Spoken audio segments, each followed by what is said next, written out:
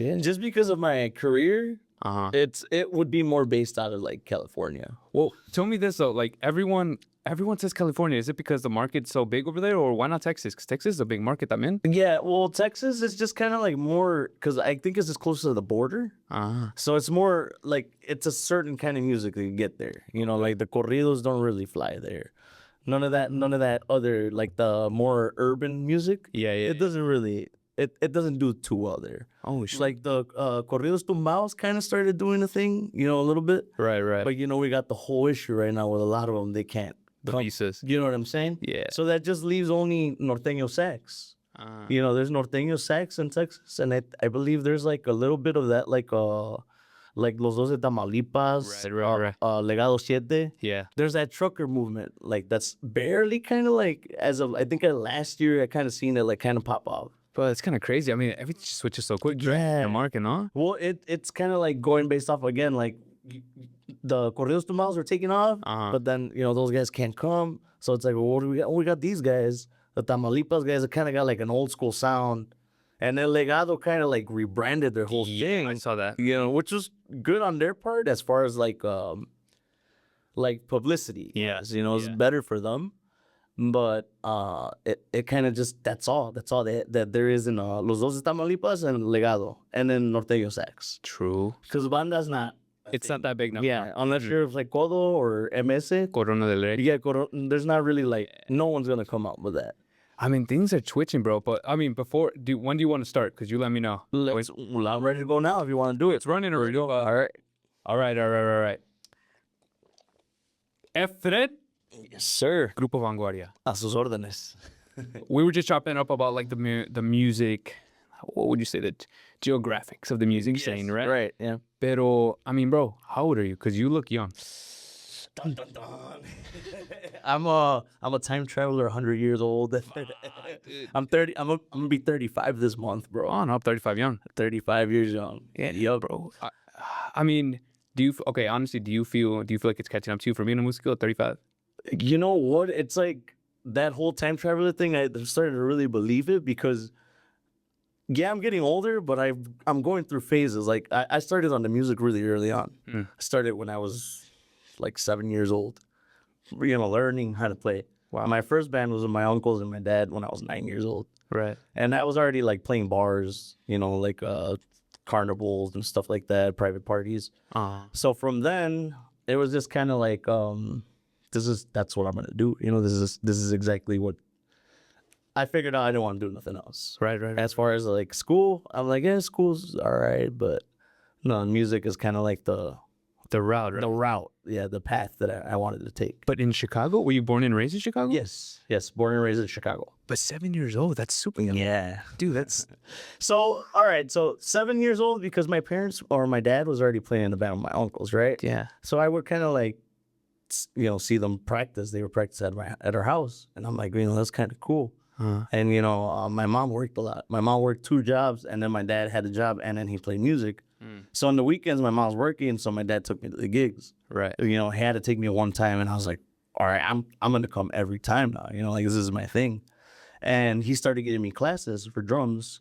Some cat here in Cicero, I believe his name. A lot of guys probably remember him, Naranjito. He gave me my first lesson, and I'm like, oh, okay. It was kind of like, it was weird. It was kind of like I already knew how to do it. I like was picking it up again. But I did one class, and I was like, okay, I could just do this on my own. I could figure it out.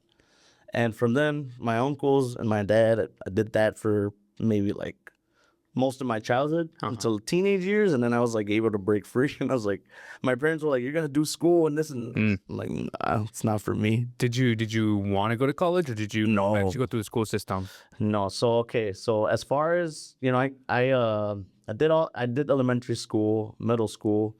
When I got to high school, that's when it got really complicated for me because I was already. So since I'm 35 years old, when I was in high school, me tocó el Duranguense. I'm pretty sure you're familiar. Yeah. Chicago was a very big.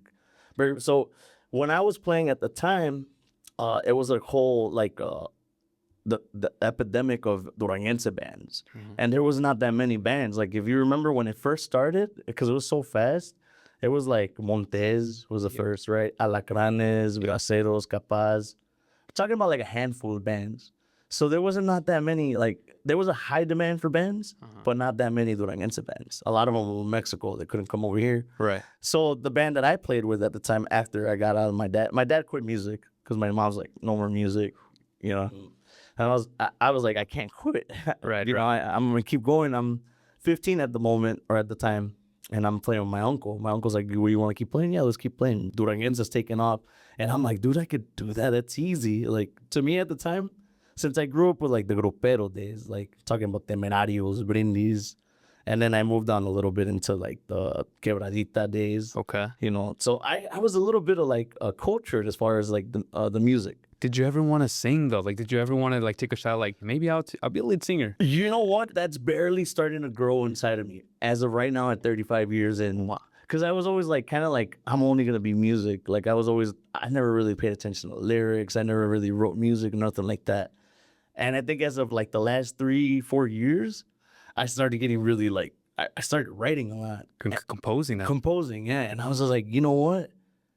Like maybe this is like a thing. Why don't I try singing? Or why don't I like it? Just kind of like started like lingering in my brain. Like, why don't you try singing, bro? Like, Do you think like when you're a músico, there's like different stages of it where just like, okay, maybe I'm estoy tocando requinto, but I want to pivot to singer, or maybe from singer batería. Like, do you have that? well, People do that? that's literally what, like again going back to the phases. When I started off on percussion Yeah, yeah. because my uncle played drums, and I was a little kid, so they're like, well, we're not gonna let you play drums. You're little, so play the percussion. Yeah. And I played those. It was this little square, like a little electronic rolling pad, and it had. And when I was a kid, I used to call it the, because it sounded like, you know what I mean. It was like cumbia. So that's what I played, and then eventually I got bored of it because I was like, this is boring. That's what always happened as a kid. I would kind of like figure out and do as much as I could with it. Right. And I'm like, this is boring. Like I want to do what's the next best thing? Drums. And I'm like, all right, I'm gonna get on drums.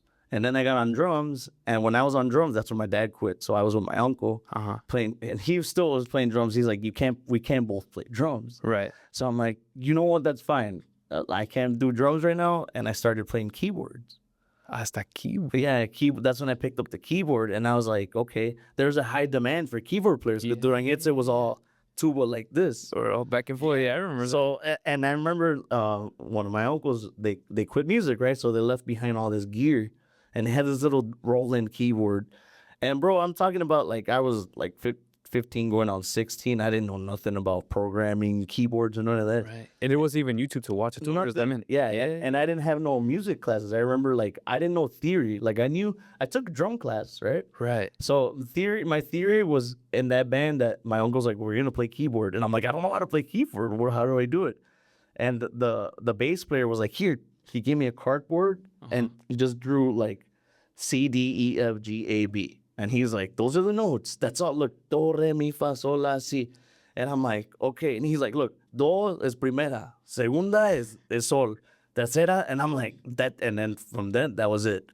For this keyboard that I had, I figured out how to like transpose, because obviously you have like different scales, right? You can't just do all the white keys, you know. But I used to cheat when I was a kid, because I figured it out. I'm like, you know what? I can't play these scales. These guys want to play songs in like a B flat or a complicated scale that I had no idea. All right. I'm like, well, I could transpose this. Oh, change the note. So now I'm playing all the white keys, but it's a B flat. So that's how I got by at first with the keyboard. Wow. Yeah. So that was probably the Duranguense phase, was just keyboards. So you're just teaching yourself along the way, man. Along That's the way. the OG, authentic way, bro. Yeah. Well, before YouTube, right? Yeah. This is before YouTube, and then along came YouTube, and then I was kind of like unlocked. Everything was unlocked, right? You know, okay, well now I just gotta practice it. Now it's just a matter of like and I'm obsessed. You know, I obsessed with it. I was like, now that I have the resources, I want to practice it. Wait, sorry to cut you off, but has Grupo Vanguardia ever used one of your musics then? The ones you've composed? Not my song. I mean, I've helped co-write like some of the songs on our like recordings, right? But not my personal like that I wrote yet. That's cool. Not yet. Yeah. Because like I said, this is just like, I've always written music as a kid, but you know, I didn't really start busting them like the songs out until as of like 2 years ago. And that's when I really got comfortable, when I was like, okay, you know what? It doesn't matter if they're good or not, but as long as they're relatable, you know, because that was the thing is like, I started kind of like one of my bandmates was like, dude, you gotta like we have to listen to the lyrics so we could really like when we write a song, like forget about the music. Like people aren't musicians, right? Like how do you engage with somebody where you engage you relate something to them? You know, complicated music is only relatable to like musicians, you know. But if you something so simple like a simple just a phrase as simple as I don't know, like I didn't know, but now I know, and I love whatever, you know. So things would happen like that. Like a phrase would come in my head, and I'm like, man, that's so simple, but so deep. Right, right. And then I just started obsessing with that idea. Like, why don't you just come up with phrases that are not complicated? Yeah. That even a little kid could like say it, Understand. and understand like the dialect of it, and it's not too complex, you know. That's so interesting. But I kind of want to talk about this because since you're 35 and grew up in a different era, Right. you know how now festivals existen like Miche Fest, Sueños, and all these. Yes. How did you put your face on the map then back then when those didn't exist? Okay, so here you go back doing the history. History class. Yeah. So when I did the Duranguense, I got lucky, bro, because there was not that many bands. So Yeah. I was one of the bands that were in the spotlight, local band, right? But they weren't big or nothing, but they had the motion of opening up for a lot of the bigger bands. So that's where I got kind of like introduced to a lot like networking, you know, at the time, because like again, I think there was Xanga. I don't know. You remember Xanga or LiveJournal? There wasn't. No, bro. MySpace was barely like a thing. That was barely, and people didn't really network on MySpace. You know what I mean? Yeah. Like it was just kind of like put your song like on your page. Yeah. And then like HMTL quoting like cool like graphics on your page. Oh, wow. Yeah. So there wasn't really networking. The networking was done literally like firsthand. Like you had to mingle with musicians Face to face. Yeah. And at the time, one of the Grupero was kind of popping here in Chicago. It was like the things like the 2000 like early 2000s. And there was a band that was playing here, and I was like, okay, well, I look up to this band. They're amazing, and I kind of like. I want to say I visioned it, and I was like, I want to play with them one day. I know I'm a little kid right now, and they probably look at me like, you little shit, like you don't. What can we do with you? Right. Like we can't even like you're a liability. You know what I mean? Like it's not even like you're good, but you're a liability. You're still a kid. Yeah, you're a kid. And I don't know how it happened. Like the band I was playing with my uncle opened for them, and I jammed with them. And then from then I made friends with the keyboard players. It ended up being not a big famous band, but a popular band amongst the Duranguense band. Their name was Los Crudos de Durango. Okay. So with them, I had a good run. Like I'm talking about. They were my school of showmanship, I should say, because I tell a lot of I preach a lot of the gospel of showmanship to a lot of musicians, because I feel like we don't have that essence, especially like here in Chicago. Yeah, I'm barely starting to see that essence of showmanship. Okay, like but for the most part, you know, you have musicians that are. They're tocando, you know? Yeah. And that's again going back to the point of like not everybody's a musician. And sometimes you play festivals like Miche Fest and places like that where people aren't dancing. Yeah. So that's not the move, is to make them dance. Yeah. It's to literally entertain them. Like they're there like with their phones like that, so they don't want to see like this. They want you to, because I've seen you with your interest. Like, you're just like moving around. I try to engage. I tell my bandmates like every whatever or anybody that I meet that are new musicians. I'm like, dude, you got to take advantage of the fact that you have the stage, so you have immediate credibility, like just off the bat, because people are looking up at you. Right. They're not looking down at you. So, like, even if you mess up a little bit, like, that's what live is. Live essentially is trying to reenact the record with mistakes, but trying to perfect, like, sneak, you know, because you're improvising a live performance of a record, right? Right. But you're so good musically, and you're doing a performance that you improvise and people don't catch it. Right. And that's the live essence. They're like, oh, that was cool. Yeah, that was live. It was maybe a little mess up, but not improvisation or whatever. So I feel like that essence is barely starting to, like we perform. All the bands are my friends, you know, like Secta, Vagos, Hector, obviously. They're all friends of mine, and like I'm barely starting to see them like kind of like move around and get put on shows. Like Vagos, you know, like we play here in Chicago. There's a thing we do like that's some verses. So we have two bands playing on the same. I've seen that. You've seen it, right? Yeah, yeah. And I love it because when, like in the case line, when we play with Vagos, dude, it's a jam out. And it's awesome. Like it's like you match the energies, and it's like Vanguardia's got a very specific energy, and then they got their like energy. Energy, yeah. And it's like, man, it's awesome. Like I have a blast, and I feel like people they enjoy it. Like we haven't had a chance to do it like at a very, very like good audience. But the times that we've done it, like the people that were there was like, dude, that was fire. They feel it. Yeah, they're energy, right? Fire like performance. Like So okay, so when did you actually approach them, Vanguardia? Or how long have you been playing with Vanguardia? so Vanguardia, I started with them. Like we started the band together. Oh, OG. OG. Yeah. So funny story real quick of another story. Hector, I used to play with Hector. Right. Hector had a band named Anarquia. And that's where I met him. I was living I had this best friend that was renting an apartment, and he had a studio.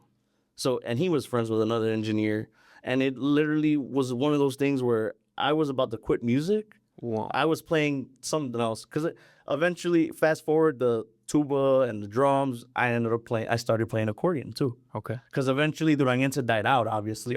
So I needed to figure out a way to keep playing. Right. And I had already had some keyboard Experience. So I'm like, give me an accordion. And I was like, oh, I can play this.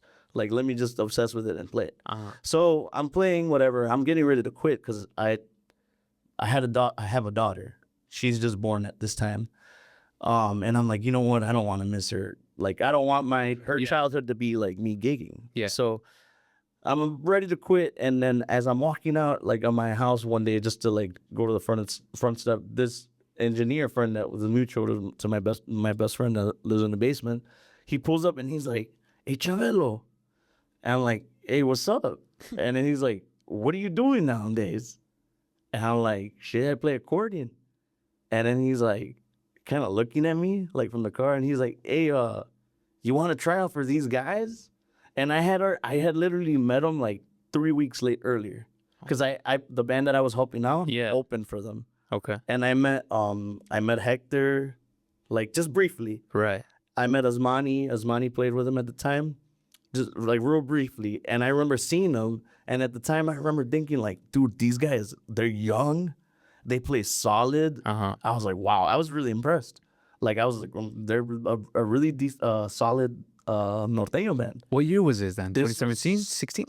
I want to say, 17. Wow. Yeah, 2017. Because my daughter was almost 1. She's going to be 1. Okay, nice. Yeah, so 2017. And so I'm like, what band? And he shows me. I'm like, I know these fools. They play good. And he's like, well, that's the band. Because I guess 2 of the guys that I met him with were getting out.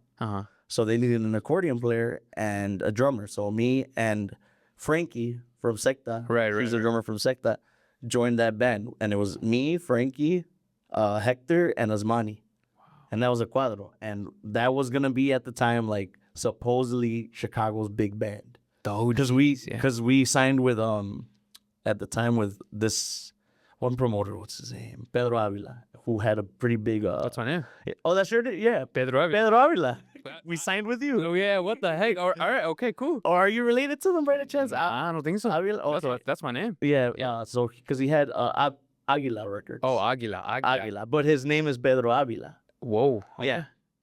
So he pretty much, he had a lot to do with Alacranes Musical. Okay. He had a lot to do with, who else did he?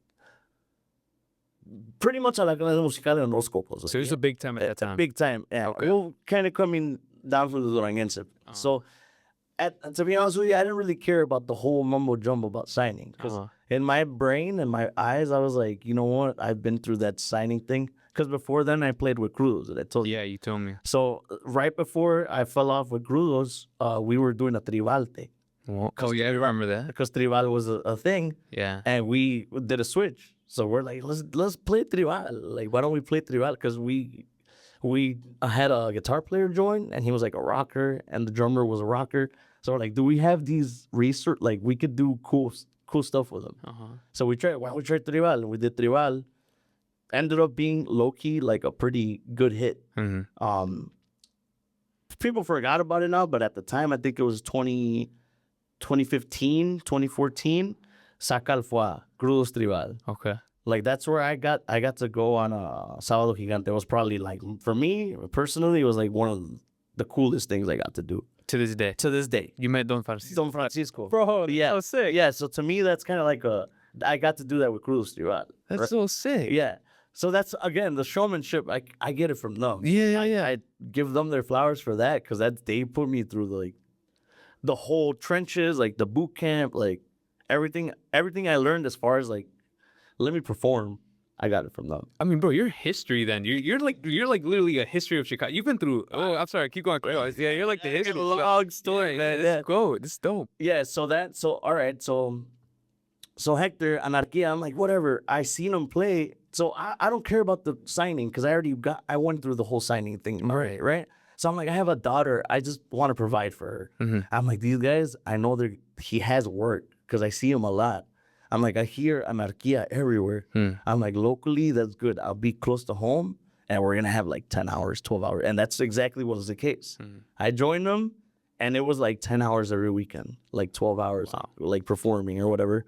And to me, that was a new thing. Yeah. But I was like, I love it, because I could take care of my daughter, and I'm close to home. Right. So that was the thing. And then on the other side, it was like, oh, we're getting signed. But that obviously fell through. It wasn't a thing. Okay. Like, it was whatever. So Anarquia was a thing. And I remember at the time, there was a band, Veloz, Grupo Veloz. This is the story of how Vanguardia started. So Anarquia is me, Hector. Osmani quit eventually. Okay. And then Woody, tuba player from Secta, joined. So Woody and Frankie on drums, and me on accordion, and Hector sing and play guitar. Okay. So that's a squad. And I remember, I think it was like a year in that I had joined with them. Woody and Frankie, I think, had been only there for like 6 months or like 4 months. And Hector like drops the bomb on us, like, yeah, I'm out. Wow. Like, this is gonna be the last weekend. Right. And I'm like, damn, that kind of sucks. And in my head, I'm like, yeah, obviously I wonder if he's gonna, because he had all the gigs. He was the one that did the book. Yeah. So I'm like, I don't know if is he gonna quit or is he gonna give us the gigs? Because that's like, I know we had like 3 months of gigs. Wow. Or like 2 months of gigs set or ready. And I'm like, well, I have my daughter. Like, what am I gonna do? And then at the same time, I forgot, Osmani did something.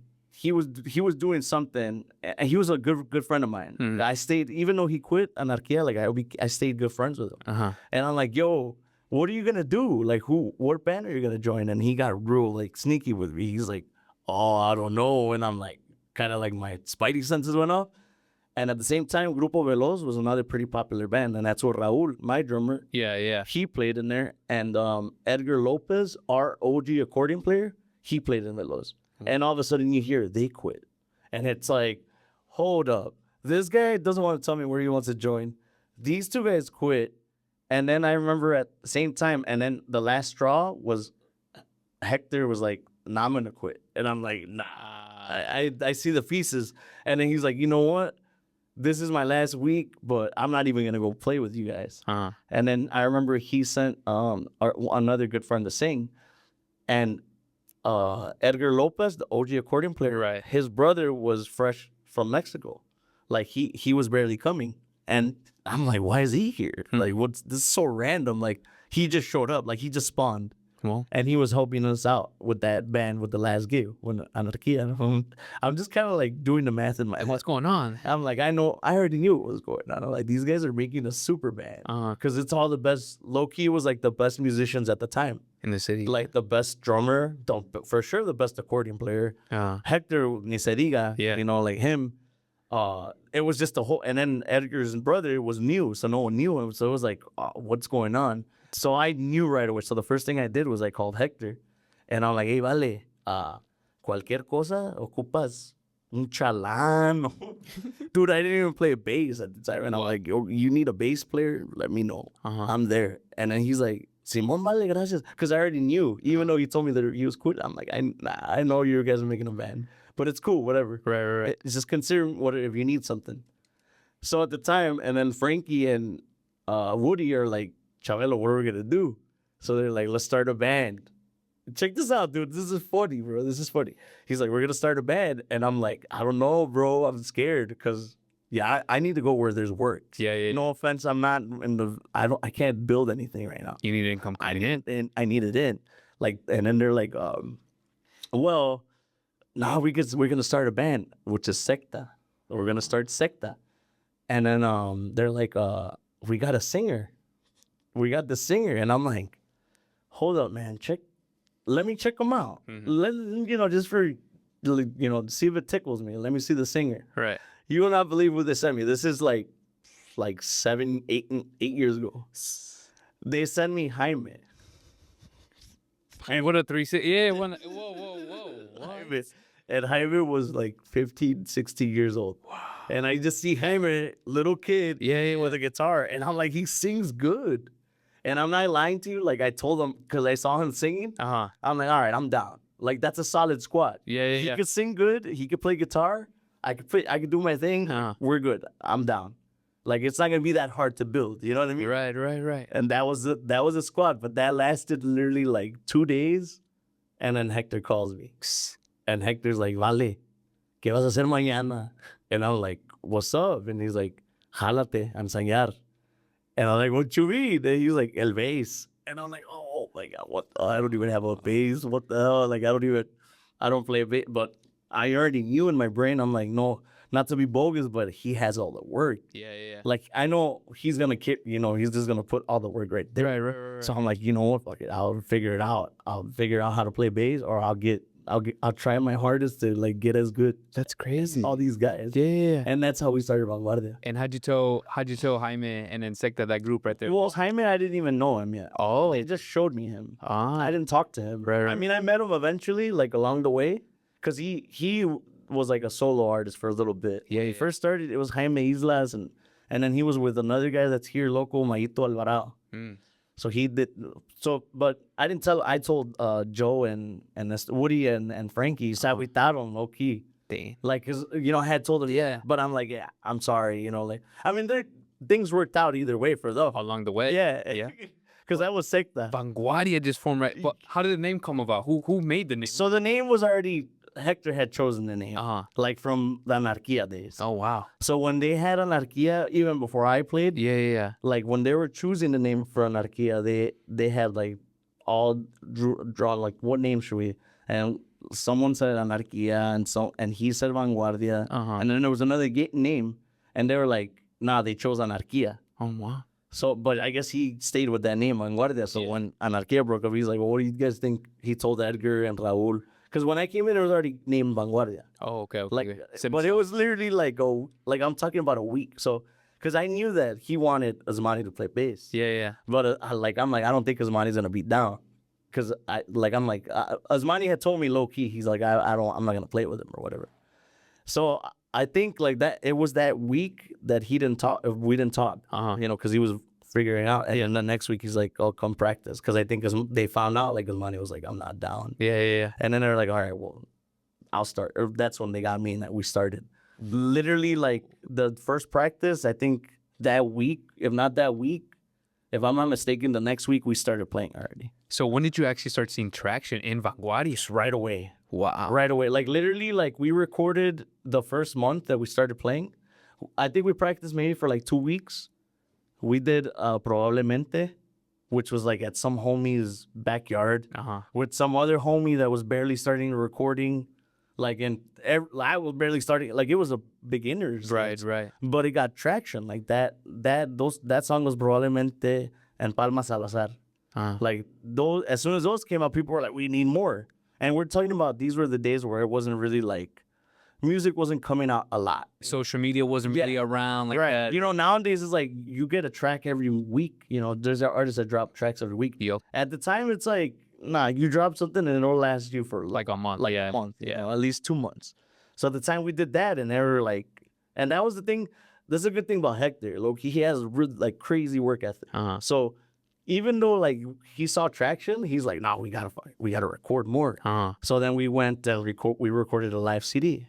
And that was like, that one got like traction right away, which was it had Sin Sangre en las Venas. Yeah. It had a lot of those rancheritas. Mm. Me Llamas. It had Sigo de Pie. A lot of those romantic ones that took off were on that CD. Whoa. And then that kind of like warmed us up. Literally, like, I think not even a month after that, we started recording our first studio album. And that was El Rambo, Que Te Quede Claro. That was our first like actual studio album. Right. Which was within the first like 6 months. Bro, that's crazy. Yeah. So like I hear you made a CD, right? So like I want to get into this then. So when Apple Music and Spotify started blowing up, how was that transition now? Was it easier where you're just like, whoa, we could just upload on Spotify? Or... No, it was mostly like Raul, the drummer. He was the one that was kind of keeping like an eye on it, and we didn't really know because it was a new thing. Yeah. You know, we didn't really know about like going viral on that or like the streamings and not even the royalties. You know, like we didn't even know about like royalties and Spotify. It wasn't until El Vago. El Vago, that's when we really like we kind of realized like. I think we could have made a lot of money, or could have been right. You know, in the case, it wasn't the case for us because we didn't upload the song. Yeah. It got uploaded as Dos Banderas. Right. But at that point, that's when we realized you could make money on your own. A lot on our own, and then from that, it was just kind of like, well, yeah, let's just Raul. Let's figure out a way. Like are we under Colony? How can we get a publisher? How can we be our own publisher? So then, the only thing we gotta figure out is distribution. You know. And uploading, you know, all that. But as far as like the royalties is gonna be all under us. That's so crazy. So when you start making like the real money from Vanguardia, right? How did you guys start investing it? Like, what did you know where to invest to, and who to trust with that money, bro? Cause it's so in our case, we're so busy working that like it wasn't like at least for the first like 2-3 years, it wasn't like all right, we want to take a break. Like, so there wasn't like it was just getting realistically, it was just getting put back in. Wow. So like, I think our first year, we invested a lot in like the foundation of the band, as far as like equipment, a van. We needed a van, stuff like that. Smart. You know, the things for us to be able to, like a staff. We got a staff right away. Like it was one of the first things we did, so we could like pretty much provide a caliber of like a product, you know, because in our brains it was like, well, we're gonna try to like be good, like not just like let's play covers. Like it was, all of us were like, no, let's try to like write our own like thing. Let's make this like bigger, you know. Like everybody had that in mind. So we're just trying to like, all right, how do we do that? Like what's the way? And the thing is that we got so much traction from like the covers. Because at the time, that was the Firme formula. You remember Grupo Firme? Yep. That was their formula. Yep. It was like they just brought back all these bangers. You know, a lot of them we recorded low key. Like a lot of them we recorded and then they recorded them again because they were just bangers. Like right. Hasta la miel amarga. You know, they're just always gonna be bangers. And they just remastered it. Remastered it, and it gives them motion. Yep. And with that motion, so now it's like I like how they did that. So now when they bring their own Neta, the people give them a little bit more credibility, you know, because now they're more in their favor. They're like, I like how they did the cover. You know what? I'm not too biased of it. It's good. We like it. But since you were like OG Vanguardia, what year was the hardest year for you guys? Because I feel like the success speaks for itself. I want to say like this last year, I think this last year. And no, it's because the pandemic was pretty tough too. We went through the pandemic.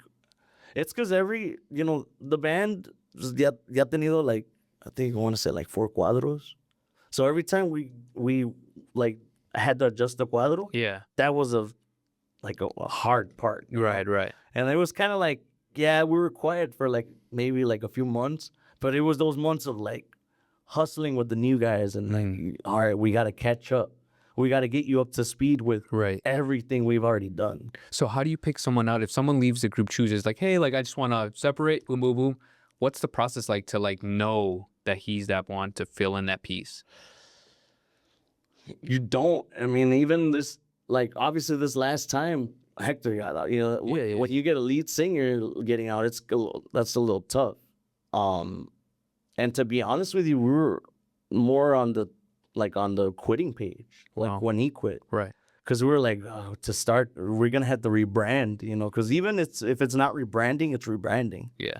But I think Ruben, who used to play guitar with us, he was like, hey, well, why don't we just try to get another guy? Because I remember, it's crazy, but I had told Jaime, I don't know why. One day I was drunk and I ran into him, and it was before, like Hector was still with us, and it was like a few months before he quit. And I told Jaime, and I was like, hey, would you ever be down to like sing alongside him? Like, you know, like because we had Ramiro for a while, Ramiro and Hector.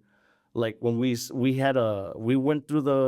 to Rancho Humilde. Yeah. So when we did that, we had Ramiro on, and then Asmani joined too.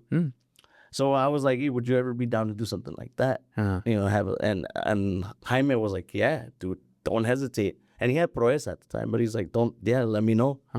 And I don't know why I said that. I just said it. And I think like the months passed and Hector was quitting. And I was like, well, if he's going to quit, I'm going to quit. And then we're all going to quit. And then and I was like, you for real? Should we quit? And he's like, Ruben's telling me we should try to keep going. And I'm like, what do you think about Jaime? And then he's like, I like him. And I'm like, that's crazy because like 6 months ago, I told him if he was down to sing alongside Hector. That's crazy. And he said he was down. I mean, not to mention the other part, right? Like the beginning part that when he was 16. But that's why I was kind of like, okay, well, he's down. And then it was just like that. And we reached out to Jaime. And they took maybe like a week because he had Proeza. And they had just literally recorded the CD. Wow. So it was like, yeah, I don't want to say we were those guys, but yeah, unfortunately we were those guys. Yeah. You know, it's Business, it's man. business. Yeah, Yeah, it's business. So we told him like, if you're down, the opportunity's there. Slide. And then he took like a week to think about it. And you know, our meetings were like gym sessions, bro, because that was like a new revamping Vanguardia, right? And we're like, you know, me and Raul were like, well, we gotta treat it different, bro. Like now that we have time to build it, let's build it smart. Like we didn't have time to build it in the beginning because it was just learning and fast. So for a super grupo, and I feel like I'm interested and a lot of people are interested, is just as for a super grupo in Chicago and just honestly like nationwide United States, how is it like when actually members want to leave? Like how tough is it to actually feel that? And also too, like does the relationship still stay the same after you guys depart? I think it's like a yin yang, and then I'm gonna say it like this because, you know, in bands everybody has a role, right? Like it's not always necessarily everybody does the same thing, right? I think like in my band, like the biggest role I play is like the Dr. Phil. I would say. Well, bro, you're great at speaking. I'm gonna say it off the bat. Like you're great. You're. I feel like you're just a networker in the group that I'm in because you're great at speaking. You're energetic. Yeah, I mean, I like to like I like to perceive different perspectives. You know what I mean? Because my philosophy is we share the world. So it's kind of like, true. Why not be a perceptive person as opposed to like always trying to show your perspective? Yeah, you know what I mean? Open-minded. Open-minded, because more than likely your perspective is someone else has it. Yeah, it's not your perspective. You know what I mean? Whatever. And in that sense, that's my role in the band because from the beginning, you know, Edgar and Eli, when they quit, you know, I was already, in my experience, I had already been in a band that was climbing to the top of Cruz Tribal. Right. Like, so I had seen like oh, it's right peak. The peak. I'm like, I see it, but we were just all so young and like, wow. Like it was just, we didn't know what we had at the time. So I'm like, now I'm seeing Vanguardia. I'm like, this time around, no, I gotta take it. But at the same, mind you, I'm older than these guys, so they don't have that as the same experience as me, right? Yeah. So I'm just like, oh, don't ruin it, guys, because like my daughter's gonna be good, your kid, everybody's gonna be good if we just hustle. If we just gotta lock in. But again, it's a new experience for everybody. You know, I remember the first time like I joined a serious band. I was young. I think I was like 16 or 17. Yeah. And it was already a touring band. And I didn't really understand the responsibility behind it. You know what I mean? I didn't understand that like I was wasting like years of my, like I could just show up and play and that was it. But then what am I going to take from it? Right. Other than just experience, right? Right. So When Edgar wanted to quit, I was like, oh, this is gonna mess everything up. And we have good motion right now. Like we're good. We're literally on the peak. Like Jimmy O'Meara was already reaching out to us. Yeah, and even Grupo Firma shouted you guys out. Yeah, well, that was a little bit later on. Oh wow. Yeah, but before that, Plancho Midley was like branching out to like, because at the time they only had Legado, Yeah. Fuerza Regida. Nata was still in there. Not even Nata was barely so. Nata wasn't even a thing yet. El de la Guitarra was, Yeah, I remember him. and Arsenal Efectivo. Yeah. It was those four guys, and then every now and then they had Hijos de Barron. Back in the day. So I'm seeing this motion, and I'm like, it's not even so much about signing, but I'm like, I know that there's a movement going on here, and we could use it. It's like Leverage or leverage, a leverage to like make the next right move. uh, You know what I mean? it's like chess. Yeah, exactly. Yeah. At the time, it wasn't like, is independent gonna be a thing? Like it wasn't a thing yet. Independent. It was right about because you had Del Records, Yep. Rancho Mille, so you had big labels. Coming at you. There wasn't social media to be to be in. So now it's independent. But at the time, it was kind of like, we were like, should we sign? And we're like, no, I don't think we should sign. And we're like, ah. So, and anyways, these guys, like the whole traveling, I think it just messes with everybody's head when it's like the first time. And I remember Edgar was he was not vibing anymore. So I would literally talk to this man like for hours, bro. Because in my head, I'm like, I could make him understand. Yeah. I'm like, I'm a reasonable person. I have patience. I've been through it. And he respects me enough to listen to me. Yeah. And like, there's a mutual respect. Like, it's not like I'm an old man coming at him saying some, talking shit. You know what I mean? Yeah. Like, and then I would literally like be like, hey, Edgar, let's go to the Kingston Mines. Let's go to Blues Bar. And I'll take him to go see blues and we'll have a few drinks. Right. And then we'll come out and sit in the truck for like 3-4 hours. And I'll just be like, why you want to get out, bro? And then we're just going down this whole list of like, I'm like, but check this out. Like, just giving him different. Like, I see where his head's at. Yeah. And I see why and I'm like, the more I'm talking to him, the more I'm realizing, like, bro, there's nothing you could do to change his mind. Well. You know what I mean? Like, his experience is going to change his mind, and that's it. Like, your words, your experiences, like, he's more on his side. Yeah. Right. Yeah. You know what I mean? He's already made up. He's already made up his mind. But I would just spend a lot of time, like in that sense, like talking to him, like talking. And I think now, fast forward to the other side of it, where you say, how's the relationship afterwards? I think because of that, because I'm like that with a lot of my band members, we have really good relationships. Right. Like with Edgar, I'm solid with him. Like with everybody, with Edgar, we're solid. Like, Right. because I'm always like that person that kind of like fights for it. Because I've been through it so much that I'm like, dude, it's gonna be so tough it's like a relationship, like Yeah. like the la hueva. You're like, you don't want to invest your emotions and all this into again, and then it's like nothing. You know what I mean? But it's good never to burn bridges, though. No, you no, never know what it means. Well, in my case, it's not even so much about needing something. It's like I built a relationship with these people. You know what I mean? And It's family. It's family, like the Dr. Phil session. Yeah. You know what I mean? Like, it's like they get personal, and it's kind of like I compartmentalize with them because I'm like, I see what you're going. I remember going through it. I'm like, I can't wait a few years when it unfolds and we can relate about. You know what I mean? Yeah. And I'm gonna be like, you remember? Because I do this shit with Ismani. When he was growing up, I'm like, dude, you're gonna do this. This is gonna happen. And I'm like, this is the equation. 1 + 1 is 2. Watch. Holla at me in 2 years. Right. Fast forward, and he's like, bro, what you told? I'm like, I told you 1 + 1 is 2. Bro. It's like the older brother. Yeah. Like that, and I'm like, it's just the way it is. It's not so much. Now I understand because when I was little and people told me, I'm just like, whatever. We're stubborn. It's stubborn, Yeah. but now it makes so much sense. It's like simple math. Like that's another one of my philosophies that life is just. It's not a simulation, but it is. But it's you control it in the sense of algorithms through actions, and it's a connected server type. Like it's not individual people like I control it like that. I think it's more like that if you grew up without a parent or something, and then you take up a drug, and maybe you do this like that action and this action, and that's gonna equal this. No matter what. So true. So I feel like that's literally life. Like that's life. You just got to pay attention to the patterns, the algorithms. Like you keep doing. That's when when you're little, they tell you keep doing it. It's gonna Just same. right. Yeah, It's the gonna results. the same thing. It's literally an error, but sometimes it's deep. Like sometimes there's traumatic events that we forget about, and we want to cross out that equation. Yep. You know what I mean? Yep. So then you gotta go like scavenger mode and dig and figure out like where's these numbers.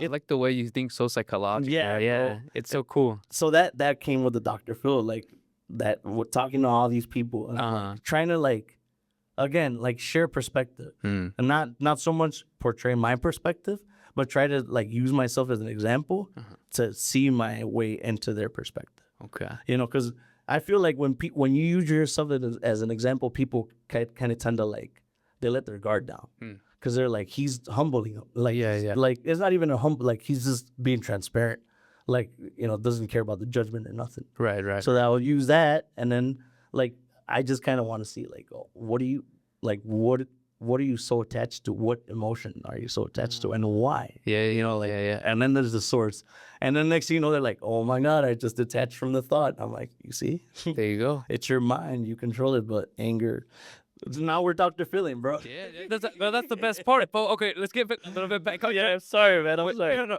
With Rancho Emilia, then what happened after you guys signed? I want to say I don't want to. So Edgar quit, and we took out his so skimming through it real quick. When he quit, we were like, "What are we gonna do? Who's gonna replace Edgar?" Like, bro, you listen to El Vago, you listen to Rambo. Yep. Like, who's gonna do that? And we're like, what? And we're thinking of like Ramiro from Código FN. Because we were talking with him. Like, I think Hector was in talks with him, and he was down. He was like, just give me a place to stay in Chicago because he lives in Mexico. Wow. And we're like, dude, he's really good. Ramiro from Código FN. He's like, plays literally like Edgar, like the closest that I've ever heard to Edgar. We're like, what are we going to do? And with Edgar was a little bit sour at the end. Like, we just couldn't perform together anymore. So it got to the point where he's just like, well, I can't go anymore. Oh, wow. So we're like, well, what? He's like, I have somebody for you guys. It wasn't the case, whatever. There was a misunderstanding. And in the panic, in the heat of the moment, because we had met Marito Aguilar. Yeah. The crazy legend accordion player. We met him because he produced our second studio album. Okay. The last one we did with Edgar. Okay. And Nerliud. He produced it. So that's when we met him. And then we made a connection with him, right? So he recorded it and we came back and we're like, why don't you ask him to help us out? And it started off as that, like, like Marito Aguilar. He played with Máximo Grado. Yeah. And then Hector's like, ¿por qué no le pregunto, vale, de verdad? And he just, like, shitting around, he fucking shot him a text. Yeah. Hey, you down to help us out this week? Because we had, like, 10 hours, something like that. And then he's like, okay. And he came. No, I'm lying. The first gig was for one of my cousins. It was her cotillion, and it was in Kentucky. And that was his first gig. We never practiced with this man, nothing. He just knew it off the bat. He just flew in, and we're like, this song. And a lot of them were like the first songs that we recorded with him. Wow. Like in the Puros Pa Pistear, we had Una Vez Más on that Flor de Capomo. With that CD, we did with Marito. Right. That one was all a result of just the first jam out, pretty much. Wow. So we didn't know any of the songs. Or he's like, this one? Yeah, right. And then we recorded it and it sounded fire. So we're like, That's just, whoa, there's the chemistry of the history of Vanguardia, the chemistry, which is always there. Yeah. So it's always been, at least with every, like, it's still to this day, like Ruben, he doesn't play with us anymore. Yeah. We still have that. Like, it's just a connection, bro, that and you're never going to lose it. Well, let me ask you this then. Now, since Vanguardia went through all these hiccups, personally, do you truly believe Vanguardia is only getting started and about to hit something else that we've never seen before? Yes. I think every time that we revamp, that happens. And I think this is just the time that it's taking a little bit longer. Because usually it's like we've always pushed it out fast. Right. Fast. There's just different circumstances this time around. You know what I mean? Yeah. But I think it's like with the essence of like all good things, they take a little bit of time. It's true. And I'm not trying to like say that it's not that easy, like to kind of, because like I said, we kept the name, but it's a rebrand in a way. When you lose a singer, it's kind of like a rebrand. Yeah. Like, yeah, he's a good singer and everything, and you can never compare them. But it's kind of like when people hear a name already, they're kind of expecting a certain thing. Yeah, You gotta let it saturate. exactly. Marinate. And that's where we're at right now. We're like waiting for that transition to finally fade into like with Jaime, with yeah. Jaime, because we only have like I think a year and a half with him. No, that's still fresh. It's fresh, yeah. And even with we have Glenn now. Glenn's a new guitar player. Oh, okay, okay. And he's been with us for about like 6 months. Okay. So he's barely getting his little foot in, like his part of him in. Oh, cool. How old is Jaime though? Jaime is 25, I want to say. Oh shoot. Yeah. Oh, he's my age, okay. Yeah, I think he's 25. I might be lying, but I think 25 or 26. I think Glenn is 24. And Edgar, our new accordion, our recent accordion player, he's 27. Raul's 30, and I'm 35. Do you feel kind of like Yeah, bro, I am starting to now. Like I didn't up until like a few weeks ago. I forgot why I was like live and I was just rambling or something, and I was like 35, and I said it, and I was like, oh shit, like I'm 5 years away from 40. That's to me that's wild. Well, they always say a man's life doesn't start till 30 and you don't start living till 40. Yeah, well, that's what it feels like. Literally, like so much that I forgot that I'm at 40. Because like I feel like my whole like teenage years and my 20s were just kind of like Figuring it out. so fast, and it just not even figuring it out, bro. Like it's just coming at you, like and you taking it at literally at that face value at that time in your life, like, and it's like it's either valuable or not.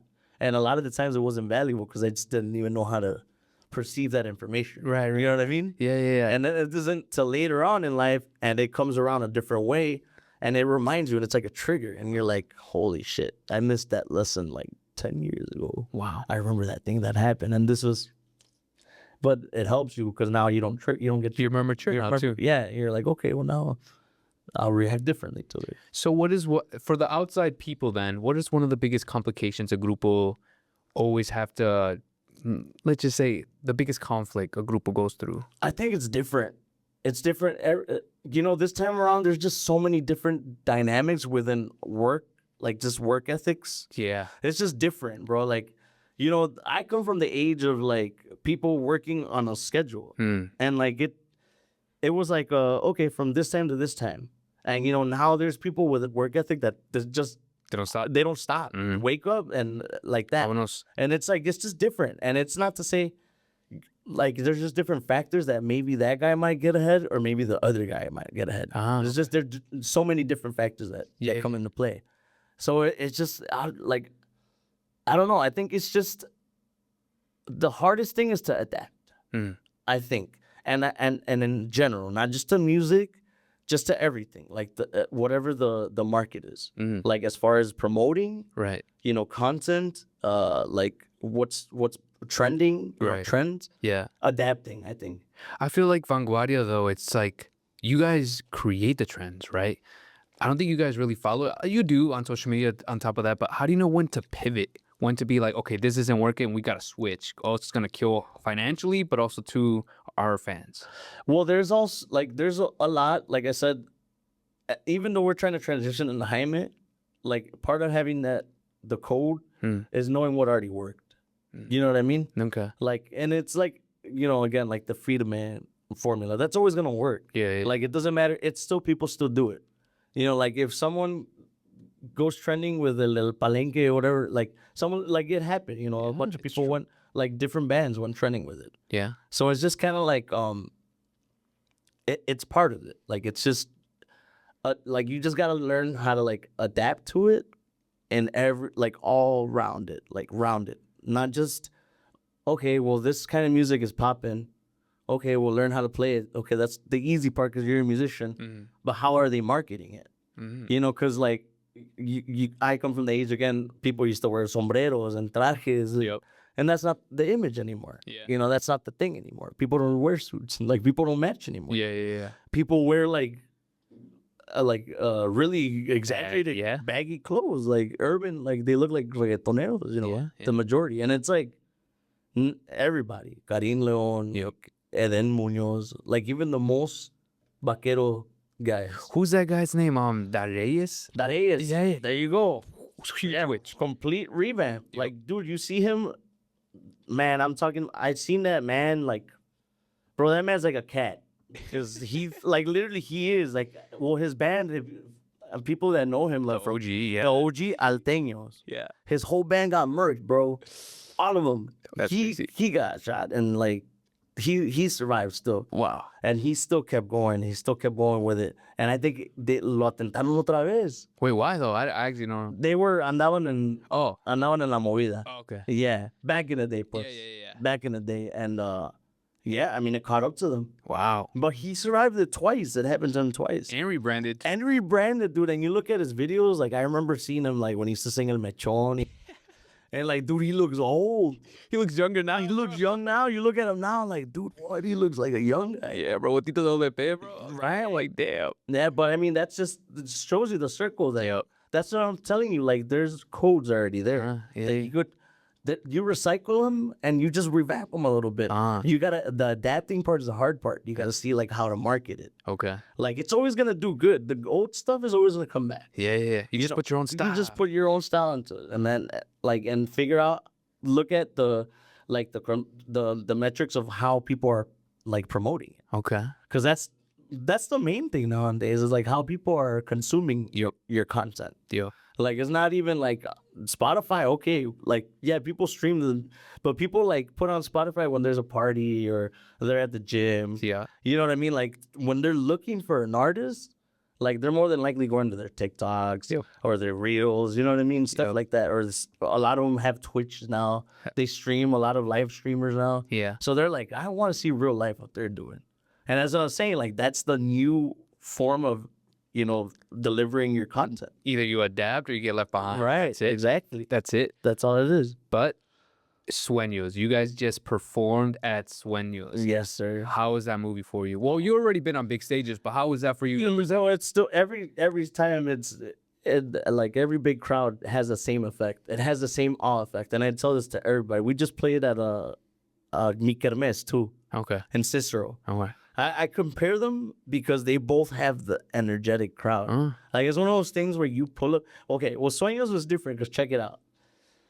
It was a little scary because Sueños, they put us in, well, I think Tito was playing, no? Or someone. Anuel. It wasn't Anuel. I forgot who was. It was no, El Alfa. I'm sorry, El Alfa. Wow. El Alfa was playing, and then Peso Pluma was gonna be there. So we were like right in the middle of, well, El Alfa and Peso Pluma, and they're like, like right there. Yeah.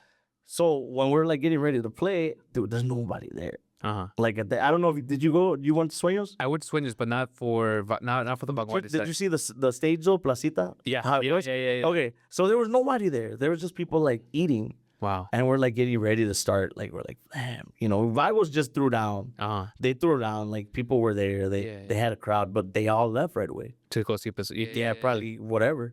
So we're like, man, you know what? And I told these guys, hey, let's just like I like to still, even though if it's one person, because sometimes, like sometimes, dude, I'm not even lying. I have the most fun in those intimate shows because like como que te desquitas poquito. Yeah. Like I go a little bit hard because to me it's like it's so much harder to entertain two people in an empty spot than thousands of people. Like and they're all like. That's true. Because when they're like this, they're anything, dude, you could fall and they're gonna be like, But if it's like two people at a dead bar, and they're just like, shut up already. It's done. It's done. But if you get them to like, you engage them. Yeah. I love that, dude. This is my favorite thing. Wow. That's my favorite thing as a performer. Like when it's like dead, I'm like, all right, come on, let's go. I like that. It's let's go engage. Yeah.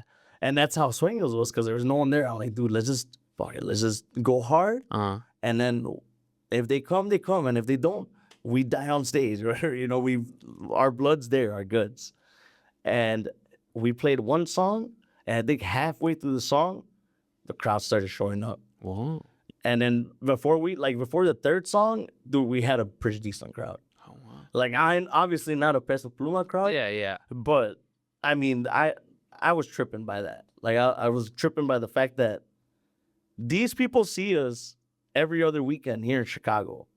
They don't see Peso Pluma canceled Last year. last year, you know. I wanted to see El Alfa. You know, I love El Alfa. And they're here, Vanguardia. Like, you know, they're here watching you guys. for us. And I'm talking about like they're recording, they're engaging. And that's even better. Because when they do that, you like literally give yourself all to them.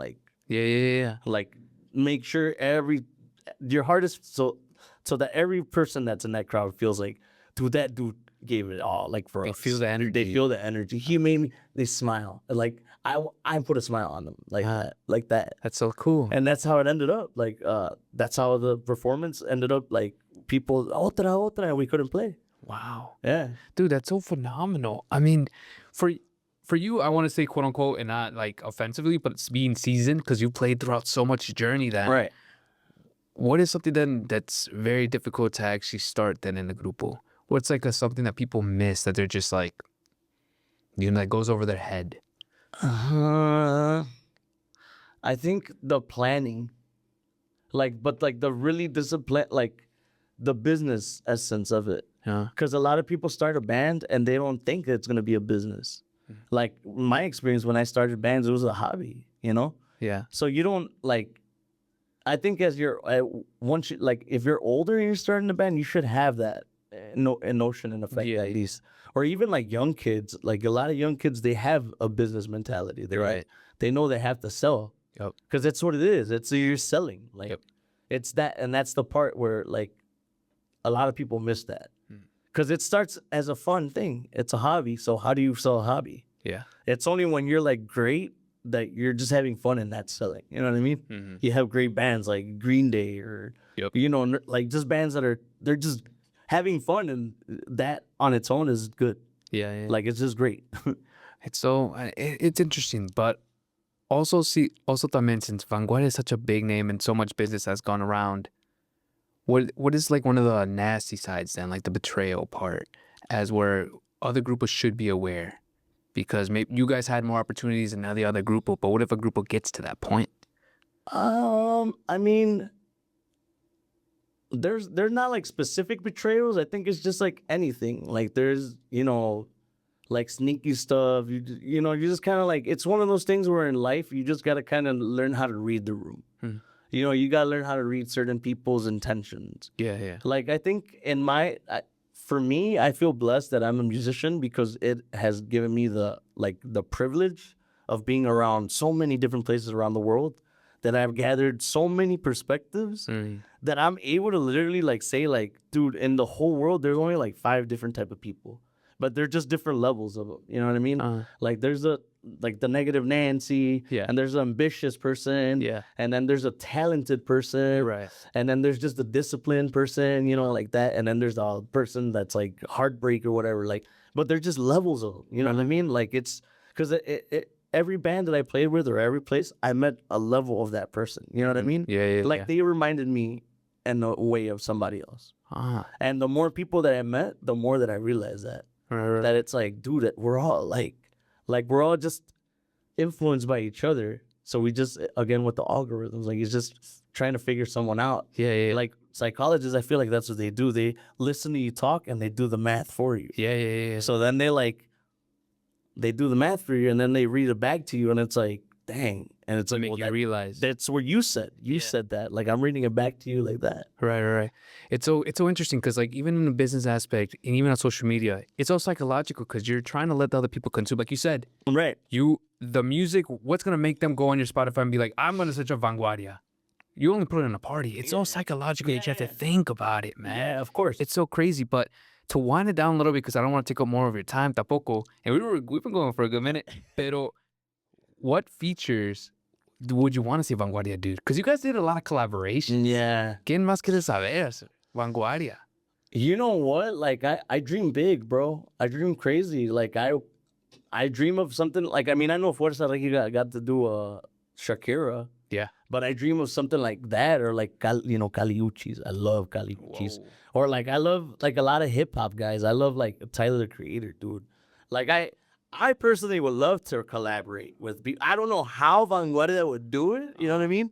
But I would love to get it to that point, like closing a gap more to like towards that. Like You're not scared to experiment with no, the music. no, I feel like as musicians, Yeah. we have that luxury to be like multicultural. Yeah. You know what I mean? Yeah, We yeah. have that cheat because it's like all you gotta tell me is, oh, go to Nashville and listen to their. Oh, well, now I feel like that vibe. Like I feel like that. Uh-huh. Or go to Rancho, go to Mexico and listen. Go to Tierra Caliente and listen. Like I'll feel that vibe. Right. So like we as musicians, we're able to do that because we could emulate it our own like our own interpretation of it, but it's still based off of like, you know, a culture or like an influence that we've seen already. I've never heard of that. Talented creator Vanguardia. Dude, that's such a huge crossover, bro. Yeah. Why do you think a lot of people are scared to do those risky crossovers then? I think like you have an idea of like what you are selling, right? And then you think you build up your whole brand like with all these like foundations or fundamentals, and like this is what makes us work. And then when you do collaborations, it's kind of like a compromise into your value. I mean, not values, but whatever, you know, like you're collaborating with another artist and you're going to kind of have to compromise how you're going to promote that content or perform it or produce it. You know what I mean? Because you're giving up some, you know, some creative like input on it. Okay. So in that sense, like you just kind of like I feel like if you're gonna collaborate, you gotta. I forget who said it. Pharrell, dude. Pharrell said I forgot how he said it, but it's like someone that's a good collaborator, like will just sit back. Like a good producer will sit back and I'll just like let it. Someone that's like maybe talented might just be like, I want it to be like this. Yeah. And they'll be really eager, you know, want to have like a lot of input in it. But like someone that's like a really good collaborator will just sit back and they'll watch the other person first. And they'll be like, all right, let me see how I can match the energy as opposed to like, you know what I mean? Yeah. And I feel like that's a good, like I think that's why people don't collaborate because they don't understand that chemistry. The energy. Because they're barely finding out the chemistry with their own band. So like to submit some of that chemistry to some outers, it's kind of like a weird instinct. Like, you know what I mean? Like it's an instinct, guys. Yeah. Like, no, we got to protect ours. Like what's ours, we can't give too much. Type of thing. It is crazy, man. That is crazy. Pero last question I want to ask you, Efren, is since you've seen so many grupos come and go here in Chicago, name one grupo that you think that people should really be in the lookout for that they're next. Their spot is about to come. Man, there's so many right now. Like they're all hustling, but you know, K-Bros have been hustling for a while. Those are good. K-Bros have been hustling. Los de la Homen have been. They're popping right now. They're hustling. They already figured. They're adapted. Yeah. So they're like they got one up already on everybody. Independency. Yeah. Because that's part of the. I mean, it's hard. It's hard to get that like right off the bat. I mean, first, my hats off to them. I mean, that's cool. So I see them doing a lot. Malo's been doing this thing for a while too. Vagos, dude. I think Vagos have so much potential, dude, because they're performers.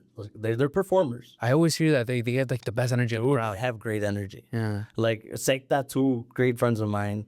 Great performances. Dude, we have a lot here. Yeah. Like there's a lot. We have a lot to offer. I think, like compared to any other time frame in Chicago's timeline, it's like almost Duranguense days.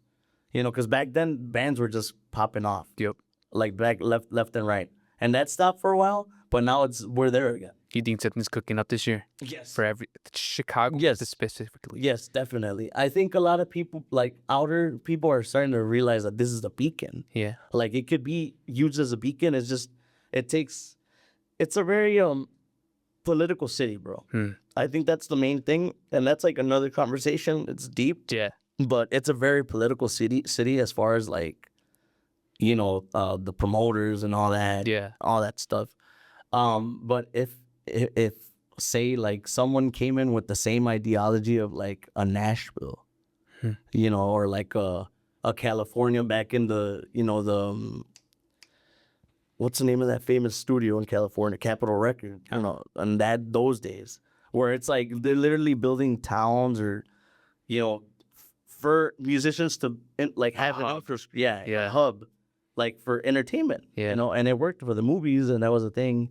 I think Nashville's like the only thing that has that for music, because they have a whole network as far as from the bars, from Broadway Street to the studio, bro. The studios, oh my God, like it's just they work at a different pace, like I feel like if we had something similar to that, like where it's like, well, yeah, we have a bunch of guitar players, but there's gonna be work for all of them, or we have a bunch of norteños, but we're gonna have like there's gonna be enough work for like as long as it's just organized, right? I feel like that'll be the thing that'll take Chicago to a beacon level. But it's coming. I feel like something's cooking because everyone's bringing their own sound. Yeah, a new movement. I think Amazon's here now. Amazon has like a little hub here now. Yep.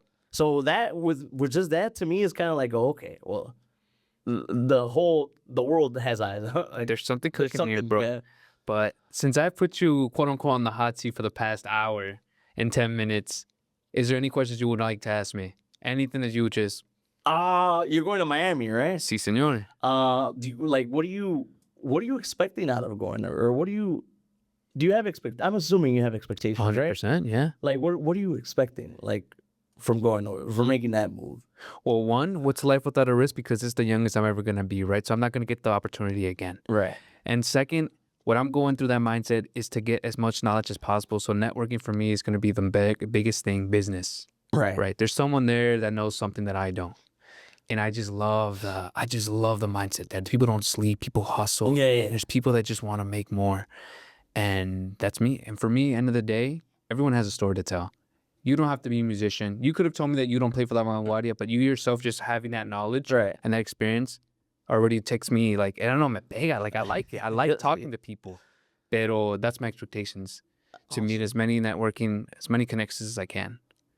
So kind of a little bit like to get a lot of perspectives, right? Like to a lot of collect perspectives. Yeah, a lot of people thought. I mean, that's end of the day. End of the day, if I could, I want to travel all the world and just speak to random people. That's awesome. If I could, but that's the expectations in Miami. Is just I have the discipline for it. The distractions, I've already done it. I see the hunger, bro. I could see the hunger, and that's kind of like why I was like the main thing. Why I was like, dude, I want to chop it up with this guy. Thanks, because I love like people that are like that.